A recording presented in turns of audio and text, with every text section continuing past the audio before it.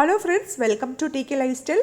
நம்ம DK life ஸ்டைலில் இப்போ என்ன பார்க்க போகிறோம்னா, பேக்கரி ஸ்டைலில் அப்படியே டேஸ்டியான பூந்தி லட்டு தாங்க பார்க்க போகிறோம். இது செய்கிறது வந்து ரொம்ப ஈஸி.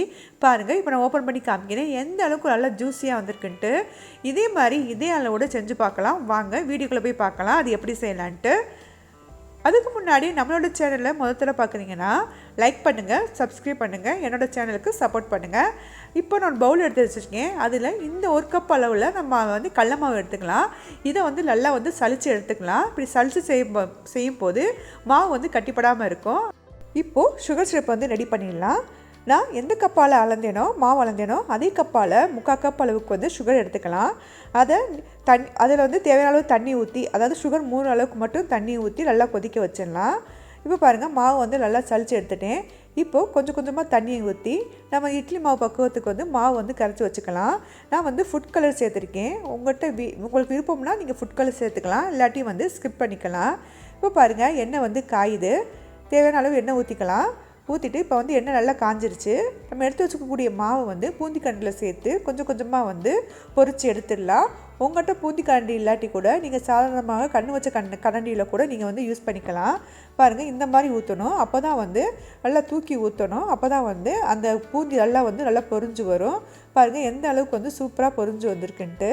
நம்ம மாவு கரைக்கிற பக்குவமும் ரொம்ப முக்கியமான பக்குவம். நம்ம இட்லிக்கெல்லாம் எப்படி மாவு கரைச்சி வச்சுப்போமோ அந்த அளவுக்கு வந்து நம்ம வந்து கரைச்சி எடுத்துக்கணும். இப்போ என்கிட்ட இருக்கக்கூடிய எல்லா மாவுகளையுமே இந்த மாதிரி பொரித்து நான் எடுத்துகிட்டு இப்போ வந்து இதை வந்து வேறொரு பவுலுக்கு வந்து மாற்றிக்கிறேன்.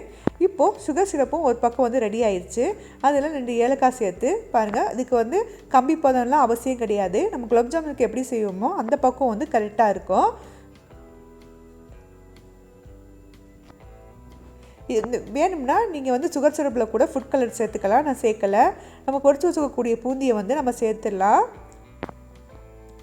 அதாவது சுகர் சிரப்பு வந்து ரொம்ப ரொம்ப வந்து ஹீட்டாக இருக்கணும்.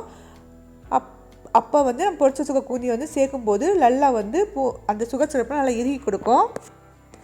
பாருங்கள், நான் பொரிச்சு வச்சுக்கக்கூடிய எல்லா பூந்தியுமே நான் அதில் சேர்த்துட்டேன். நல்லா வந்து ஒரு தடவை கொதி வரட்டும். அதுக்கப்புறம் நான் 1 டீஸ்பூன் வந்து நெய் சேர்த்துக்கிறேன். நெய் சேர்த்து நல்லா வந்து மிக்ஸ் பண்ணி விட்டுடலாம். சுகர் சிரப்பும் அந்த பூந்தியும் நல்லா ஊறட்டும். பாருங்கள், இப்போ வந்து நல்லா ஊறி வந்துருச்சு. இப்போ வந்து இதை ஒரு லெவல் பண்ணிவிட்டு நம்ம மூடி போட்டு மூடி வச்சிடலாம். ஒரு 1 ஹவர் வந்து அதை நல்லா வந்து மூடி போட்டு மூடி வச்சிடலாம். 1 ஹவர் வந்து அந்த சுகர் சிரப்பும் அந்த பூந்தியுமே நல்லா வந்து ஊறட்டும். பாருங்கள், 1 மணி நேரம் ஆயிடுச்சு. சுகர் சிரப்பும் பூந்தியும் நல்லா வந்து ஊறி வந்திருக்கு. இப்போது நம்ம வந்து இதை வந்து உருண்டை பிடிச்சி எடுத்துடலாம். பாருங்கள், பார்க்கறதுக்கு எவ்வளோ ஜூஸியாக இருக்குன்ட்டு. வாங்க இப்போ வந்து நம்ம வந்து லட்டு பிடிச்சிடலாம். நல்லா ஆனதுக்கு அப்புறம் லட்டு பிடிங்க. உங்களுக்கு எந்த சைஸில் வேணுமோ அந்த சைஸுக்கு வந்து கரெக்டாக வந்து லட்டு பிடிச்சி வச்சுக்கலாம்.